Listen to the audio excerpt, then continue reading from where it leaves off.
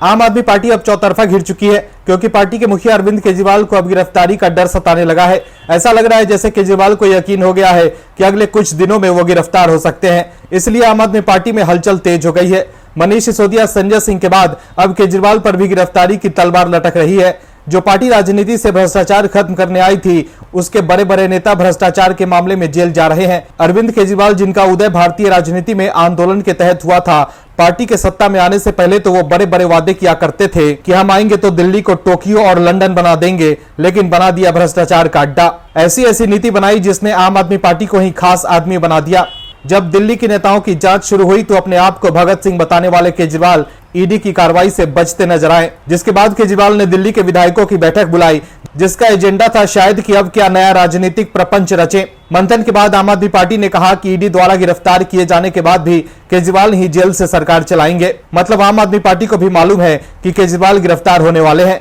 क्या है खबर, बताते हैं आपको विस्तार से कि कैसे आप नेताओं की बेचैनी बढ़ गई है और कैसे केजरीवाल को लगा है 440 वोल्ट का झटका। दरअसल ईडी द्वारा आम आदमी पार्टी के नेताओं के खिलाफ हो रही कार्रवाई के बीच पार्टी में हलचल तेज हो गई है। केजरीवाल अपने विधायकों और नेताओं के साथ मीटिंग कर चर्चा कर रहे हैं कि अगर वो गिरफ्तार होते हैं तो पार्टी और सरकार कैसे चलेगी। इस सिलसिले में केजरीवाल ने आम आदमी पार्टी के विधायकों के साथ बैठक की। इसके बाद दिल्ली सरकार में मंत्री सौरभ भारद्वाज ने आबकारी नीति मामले में ईडी की ओर से सीएम केजरीवाल को भेजे गए समन पर जवाब दिया। उन्होंने कहा कि बैठक में इस बात पर चर्चा हुई है कि बीजेपी को सबसे ज्यादा दिक्कत आम आदमी पार्टी से है। सौरभ भारद्वाज ने कहा कि एक विधायक ने अरविंद केजरीवाल को हाथ जोड़कर कहा है कि बीजेपी और प्रधानमंत्री चाहते हैं कि आप इस्तीफा दे दो और आपकी सत्ता चली जाए। कुछ भी हो जाए, चाहे जमीन से चले, पाताल से चले, चाहे आसमान से चले, चाहे जेल से चले, चाहे पुलिस कस्टडी से चले या जुडिशियल कस्टडी से चले, अरविंद केजरीवाल ही दिल्ली की सरकार चलाएंगे, क्योंकि मैंडेट अरविंद केजरीवाल का है। हमने गली गली जाकर वोट अरविंद केजरीवाल के लिए मांगा है। तो देखा आपने कैसे ईडी की कार्रवाई से घबराए आपके नेता अब नई कहानी बना रहे हैं। केजरीवाल और उनके नेता मीडिया में तो बयान दे रहे हैं, लेकिन ईडी के सामने जाने से क्यों घबरा रहे हैं? क्यों केजरीवाल ने ईडी के सामने जाकर ईडी के सवालों का जवाब नहीं दिया? क्यों पहले ही उन्हें लगने लगा कि वो गिरफ्तार ही हो जाएंगे? ऐसे में लोग तो यही सोचेंगे ना कि आपने कुछ गड़बड़ तो किया है, तभी आप ईडी से भाग रहे हैं। केजरीवाल जो कट्टर ईमानदार बनते थे, अब ईडी से बचने के लिए नए नए हथकंडे अपना रहे हैं। इस खबर में आगे आपको बताएंगे कि कैसे केजरीवाल को लगा है 440 वोल्ट का झटका। वहीं इस खबर में राहुल गांधी के बारे में भी बताएंगे आपको कि कैसे राहुल की हो गई है फजीहत। वहीं रवीश कुमार के बारे में भी बात करेंगे कि कैसे एजेंडा चला रहे रवीश हो गए हैं एक्सपोज, और कैसे पीएम मोदी के एक फैसले से रवीश कुमार की उड़ गई है नींद। तो बने रहिए हमारे साथ खबर में अंत तक और देखिए हमारी यह खास रिपोर्ट। आम आदमी पार्टी के साथ कुछ भी अच्छा नहीं हो रहा है। एक तरफ तो आपके नेता जेल जा रहे हैं, वहीं जो नेता बाहर हैं उनके खिलाफ ईडी की कार्रवाई हो रही है। आपके तमाम बड़े नेता किसी न किसी मामले में जांच के घेरे में हैं। पार्टी के मुखिया अरविंद केजरीवाल भी ईडी के रडार पर हैं। वहीं पार्टी के दूसरे नेता और कार्यकर्ता आम आदमी पार्टी का साथ छोड़कर भाग रहे हैं। आम आदमी पार्टी और कांग्रेस दोनों एक ही गठबंधन में शामिल हैं, लेकिन कांग्रेस ने केजरीवाल को 440 वोल्ट का झटका दे दिया है। कांग्रेस और आप के बीच मतभेद इतने अधिक प्रबल हैं कि दोनों ही दल एक दूसरे को खत्म करने में लगे हुए हैं। केजरीवाल का दल जहां एक और आगामी चुनाव राजस्थान, मध्य प्रदेश और छत्तीसगढ़ में कांग्रेस के सामने बाहें चढ़ा रहे हैं, तो दूसरी तरफ पंजाब में भी आपने कांग्रेस की मटिया पलीत कर दी है। वहीं कांग्रेस भी आपको पलीता लगाने में पीछे नहीं है। दिल्ली कांग्रेस भी लगातार आपको दिल्ली में डेंट दे रही है, जिसकी वजह से कांग्रेस और आप में तकरार बढ़ती जा रही है। दरअसल एक तरफ तो सीएम अरविंद केजरीवाल चुनाव प्रचार में व्यस्त हैं और वो मध्य प्रदेश, छत्तीसगढ़ और राजस्थान में कांग्रेस के खिलाफ ही मोर्चा खोले हुए हैं। इन चुनाव में आम आदमी पार्टी कांग्रेस के वोट बैंक में सेंध लगाकर कांग्रेस को नुकसान पहुंचा सकती है, तो दूसरी तरफ दिल्ली में कांग्रेस के नेता आपको एक के बाद एक बड़ा झटका देने में लगे हैं। किराड़ी विधानसभा क्षेत्र के आम आदमी पार्टी के कई पदाधिकारी और कार्यकर्ता पार्टी के पदों से इस्तीफा देकर कांग्रेस में शामिल हो गए। दिल्ली प्रदेश कांग्रेस कमेटी के अध्यक्ष अरविंदर सिंह लवली ने सभी को पटका पहनाकर कांग्रेस पार्टी में स्वागत किया। उन्होंने कहा कि आपसे कांग्रेस में आने वाले नेताओं के सम्मान का पूरा ख्याल रखा जाएगा। अरविंदर सिंह लवली ने कहा कि कांग्रेस में शामिल नेताओं को पार्टी का कार्य करने के लिए जिम्मेदारी दी जाएगी। अरविंदर सिंह लवली के अलावा दिल्ली कांग्रेस के पूर्व मंत्री मंगत राम सिंघल, युवा कांग्रेस के पूर्व अध्यक्ष अमित मलिक के अलावा कांग्रेस के दूसरे नेता भी मौजूद थे। आपको छोड़कर जो नेता कांग्रेस में शामिल हुए हैं उनमें ज्योति माला, उपाध्यक्ष महिला विंग पूर्वांचल प्रकोष्ठ, अकबर अली, पूर्व वार्ड अध्यक्ष किरारी, राजेश चौधरी जिला संगठन आम आदमी पार्टी, तस्लीम अलमाई जिला संगठन मंत्री, इमरान अध्यक्ष अल्पसंख्यक विभाग किरारी जिला, अंजार जिला उपाध्यक्ष, अमर उपाध्यक्ष जिला अल्पसंख्यक विभाग, तौकीर अहमद सहित सैकड़ों कार्यकर्ता कांग्रेस में शामिल हुए। आम आदमी पार्टी के कार्यकर्ताओं को कांग्रेस में शामिल कराने के लिए आयोजित एक कार्यक्रम में दिल्ली कांग्रेस युवा मोर्चा के अध्यक्ष अमित मलिक ने कहा कि आम आदमी पार्टी भटकाव के रास्ते पर चल रही है, उससे लोगों का मोह भंग हो रहा है। आम आदमी पार्टी की सरकार ने लोगों से किए वादे पूरे नहीं किए, दिल्ली के विकास ठप पड़े हैं और केंद्र से तकरार की राजनीति की वजह से दिल्ली वालों का नुकसान हो रहा है। किरारी विधानसभा के तमाम पदाधिकारियों के कांग्रेस में शामिल होने से कांग्रेस पार्टी मजबूत होगी। तो देखा अपने कैसे विपक्षी गठबंधन में शामिल ये दोनों दल एक दूसरे को ही खत्म करने में लगे हुए हैं। ऐसे में ये पीएम मोदी से मुकाबला कैसे करेंगे? कांग्रेस और आपको पता होना चाहिए कि इनकी खटपट विपक्षी एकता का ही अंत न कर दे।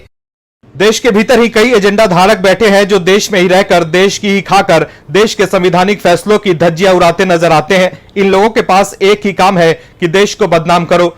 बस कैसे भी सिर्फ सरकार के फैसलों पर ही सवाल उठाना इस गैंग का परफेक्ट काम बन गया है। इस तरह का एक गैंग देश में काम कर रहा है और उसके प्रमुख नेता है रवीश कुमार। रवीश की हालत सिर्फ एजेंडा करने वाला एक पत्रकार की तरह ही हो गई है, जिसकी टीआरपी से लेकर विश्वसनीयता सब जीरो हो गई है। अभी हाल ही में पीएम मोदी ने घोषणा की है कि अगले 5 साल तक फ्री राशन देंगे। पीएम मोदी एक गरीब परिवार से निकलकर लोकतंत्र के उच्चतम स्तर तक पहुंचे हैं, लेकिन जो लोग सिर्फ एजेंडा का ही पैसा खाए हैं, उन्हें क्या ही पता गरीबों की जरूरतों का। वो तो सिर्फ एसी रूम में बैठकर भाषण देते हैं। केजरीवाल और कांग्रेस लगातार मुफ्त की रेबड़ी बांट रहे हैं, जिसकी वजह से देश के राजस्व को लगातार नुकसान हो रहा है, लेकिन रवीश कुमार उस पर कभी सवाल नहीं उठाते हैं। लेकिन पीएम मोदी की जन कल्याणकारी योजनाओं पर रवीश कुमार सवाल जरूर उठाते दिखते हैं, क्योंकि रवीश उस खिसियानी बिल्ली की तरह हो गए हैं जिनको पता है कि उनके मालिकों का राजनीतिक वनवास अभी लंबा चलेगा, क्योंकि 2024 में भी पीएम मोदी की ही राष्ट्र समर्पित सरकार आ रही है। ऐसे में रवीश ने झुलझुलाते हुए एक्स पर लिखा कि मतलब 2020 से 2028 तक 80 करोड़ लोगों के लिए कुछ नहीं बदलने वाला है। आर्थिक तरक्की की तस्वीर खुद ही पेश कर रहे हैं। चुनावी घोषणाओं से पता चल रहा है कि देश की आर्थिक हालत कैसी है। चुनाव के बीच ऐसी घोषणा क्या आचार संहिता में आती है? राजनीति में धर्म और जांच एजेंसी का इस्तेमाल ही सबसे बड़ा विकास है। इन दोनों को निकाल दिया जाए तो भाषण में क्या बचेगा? मन की बात। वहीं केंद्र सरकार द्वारा सस्ता आटा मुहैया कराने के फैसले पर एक दूसरे ट्वीट में रवीश कुमार ने लिखा है कि महंगाई में आटा गीला करवाने के बाद सरकार सस्ता आटा बेचने जा रही है। मेरी राय में सरकार को अलग से परचून मंत्रालय बना लेना चाहिए। एक तरफ वित्त मंत्रालय 2-4 लोगों को सुपर अरबपति बनवाने में लगा रहे और दूसरी तरफ 80 करोड़ गरीब लोगों के लिए परचून मंत्रालय आटा, तेल, धनिया, नमक, तेजपत्ता, हींग, दाल, पंखा, बिजली का वितरण करवाने में लगा रहे। बल्कि साउथ ब्लॉक को ही डिपार्टमेंटल स्टोर में बदल देना चाहिए।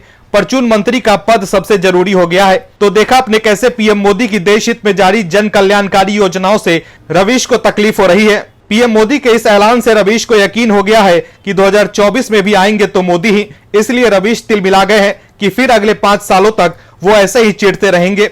वहीं रवीश ने जैसे ही एक्स पर लिखा, सोशल मीडिया यूजर्स ने उनकी क्लास लगा दी। लोग पूछ रहे हैं कि जब केजरीवाल मुफ्त बिजली पानी की घोषणा करते हैं तब आपके मुंह में दही जम जाता है क्या? जब राहुल गांधी घोषणा करते हैं कि महिलाओं के खाते में पैसे जाएंगे हर महीने, तब आप क्यों कुछ नहीं बोलते? वहीं एक यूजर ने लिखा कि मुझे याद है कि 2022 में कुछ समय के लिए फ्री राशन बंद हुआ था, तब आपने ही सरकार की आलोचना की थी। आपके इन्हीं सब वक्तव्यों में यू टर्न के कारण आज आपकी विश्वसनीयता शून्य हो गई है और आप हंसी के पात्र हो गए हैं। अपने ट्वीट की वजह से रवीश कुमार घिर गए हैं। रवीश को सिर्फ पत्रकारिता करनी चाहिए, मालिकों की गुलामी नहीं।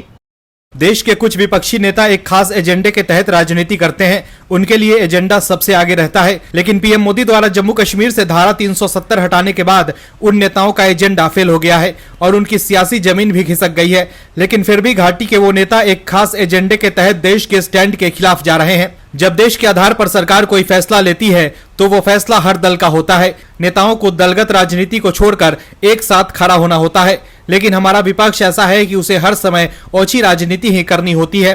पीएम मोदी ने देश हित और कूटनीति को ध्यान में रखकर फैसला किया कि हम इजराइल का समर्थन करेंगे। लेकिन विपक्ष जो तुष्टीकरण की राजनीति करने में माहिर है, वो राजनीति स्वार्थ से इतना अजीज हो चुका है कि वो देश के फैसले के खिलाफ होने में गुरेज ही नहीं कर रहा है। दरअसल नेशनल कॉन्फ्रेंस के नेता और जम्मू कश्मीर के पूर्व मुख्यमंत्री उमर अब्दुल्ला ने संयुक्त राष्ट्र के मानवीय युद्ध विराम प्रस्ताव पर मतदान से दूर रहने के भारत के कदम को दुखद करार दिया। फारूक अब्दुल्ला ने कहा कि इजराइल हमास युद्ध पर संयुक्त राष्ट्र में भारत का कदम खेदजनक है। फारूक अब्दुल्ला को केंद्र की मोदी सरकार का साथ देना चाहिए था। केंद्र सरकार ने सोच समझकर ही देश हित में संयुक्त राष्ट्र के मानवीय युद्ध विराम प्रस्ताव पर मतदान से दूर रहने का फैसला लिया होगा, लेकिन यहाँ भी फारूक अब्दुल्ला अपना एजेंडा चला रहे हैं। इसके अलावा फारूक अब्दुल्ला ने कहा कि गाजा की हालात को लेकर महात्मा गांधी के मुल्क को आवाज उठानी चाहिए। उन्होंने गुपकार अलायंस की इस मसले पर हुई बैठक के बाद ये बयान दिया है। एनसीपी सुप्रीमो फारूक अब्दुल्ला ने हमास के खिलाफ इजराइल की कार्रवाई की वजह से गाजा में पैदा हुए हालात पर चिंता जताई है। हमास नियंत्रण क्षेत्र गाजा में पानी, बिजली और दवा की किल्लत का जिक्र करते हुए उन्होंने कहा कि भारत को ऐसे समय में वहां अमन की बहाली के लिए खड़ा होना होगा। उन्होंने कहा कि अस्पतालों की हालत देखिए, दवा नहीं है, बिजली और पानी नहीं है। मुझे लगता है कि पूरे देश के लोगों को इसके गाजा की हालातों के खिलाफ खड़ा होना चाहिए। फारूक अब्दुल्ला ने संवाददाताओं से बातचीत में कहा कि हम भारत सरकार से आग्रह करते हैं कि वो फिलिस्तीन में चल रहे संकट पर अपनी आवाज उठाए और शांति स्थापित करने के प्रयास करें। इजराइल और हमास के संघर्ष के चलते गाजा में आम लोगों के हताहत होने पर कश्मीरी नेताओं ने अफसोस जताते हुए इजराइल से मांग की है कि वो अपने हमले को रोके। इसके अलावा कश्मीरी नेताओं ने भारत सरकार से भी मांग की है कि वो इजराइल को गाजा में और हमले करने से रोकने के लिए मनाए। विपक्ष की तुष्टीकरण की राजनीति से देश का ही नुकसान होता है, ना कि भला, और विश्व स्तर पर भारत की छवि धूमिल होती है। फारूक अब्दुल्ला को देश के स्टैंड से कोई मतलब नहीं है, उनको बस तुष्टीकरण की राजनीति करने से मतलब है। फारूक अब्दुल्ला को हमास द्वारा इजराइल पर किए गए हमले की भी निंदा करनी चाहिए, लेकिन इस मामले पर वो सिर्फ तुष्टीकरण की नजर से देख रहे हैं। कांग्रेस नेता राहुल गांधी अपने आप को पीएम मटेरियल समझते हैं। राहुल गांधी पीएम मोदी पर निशाना साधकर सियासी रोटी सेकते रहते हैं। हालांकि अब तक राहुल गांधी को कामयाबी नहीं मिली है। 2019 के लोकसभा चुनाव में वो अमेठी से चुनाव हार गए, जो कांग्रेस और राहुल गांधी के लिए सबसे बड़ा झटका था। वहीं अब 2024 के लोकसभा चुनाव आने वाले हैं, लेकिन राहुल गांधी के लिए अब भी कुछ नहीं बदला है। वहीं सोशल मीडिया पर एक वीडियो वायरल हुई है, जिससे एक बार फिर राहुल गांधी की पोल खुल गई है कि क्यों वो पीएम मोदी के सामने नहीं टिकते हैं। राहुल गांधी हर जगह जाकर अपनी फजीहत करा रहे हैं। कांग्रेस जो सॉफ्ट हिंदुत्व की राजनीति करती आई है, जब चुनाव आते हैं तो कांग्रेस को हिंदुत्व की याद आती है। ऐसे में राहुल गांधी भोलेनाथ के दर्शन करने पहुंचे थे, लेकिन राहुल गांधी के साथ जनता ने खेल कर दिया। दरअसल कांग्रेस नेता राहुल गांधी रविवार को उत्तराखंड स्थित केदारनाथ धाम पहुंचे थे, जहां जनता ने उनका स्वागत मोदी मोदी के नारों से किया। वायरल वीडियो में देखा जा सकता है कि राहुल गांधी जैसे ही वहां पहुंचते हैं, चारों तरफ से लोग मोदी मोदी के नारे लगाना शुरू कर देते हैं। इस वीडियो को एक्स पर शेयर कर बीजेपी नेता अमित मालविया ने लिखा है कि केदारनाथ में राहुल गांधी के सामने लगे मोदी मोदी के नारे।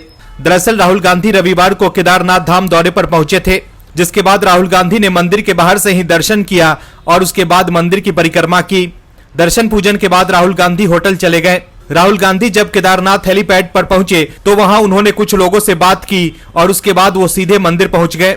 जब राहुल गांधी मंदिर जा रहे थे, उस दौरान लाइन में भक्त भी लगे हुए थे। इस दौरान वहां मौजूद लोग मोदी मोदी और जय श्री राम के नारे लगाने लगे, जिसका वीडियो बीजेपी नेता ने शेयर किया है।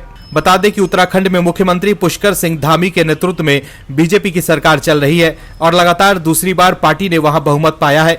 ऐसे में कांग्रेस की हालत वहां खस्ता है। अभी 5 राज्यों मध्य प्रदेश, राजस्थान, छत्तीसगढ़, तेलंगाना और मेघालय में चुनाव प्रचार जोरों पर है और इन सभी में कांग्रेस मुख्य मुकाबले में है। ऐसे में राहुल गांधी का अचानक पहाड़ों के बीच पहुंच जाना हैरत भरा है। राजस्थान, छत्तीसगढ़ में तो कांग्रेस सत्ता में है, वहीं तेलंगाना और मध्य प्रदेश में वो मुख्य विपक्षी दल है। इससे पहले वो पंजाब के अमृतसर स्थित स्वर्ण मंदिर भी पहुंचे थे। पंजाब में भी आपके हाथों कांग्रेस की बुरी हार हुई है। अब राहुल गांधी के सरप्राइज विजिट, वो भी चुनाव के बीच चर्चा का विषय बन गया है। ऐसे में सवाल है कि क्या कांग्रेस 5 राज्यों के चुनाव को देखते हुए बीजेपी से मुकाबला करने के लिए हिंदुत्व की पटरी पर दौड़ना चाहती है।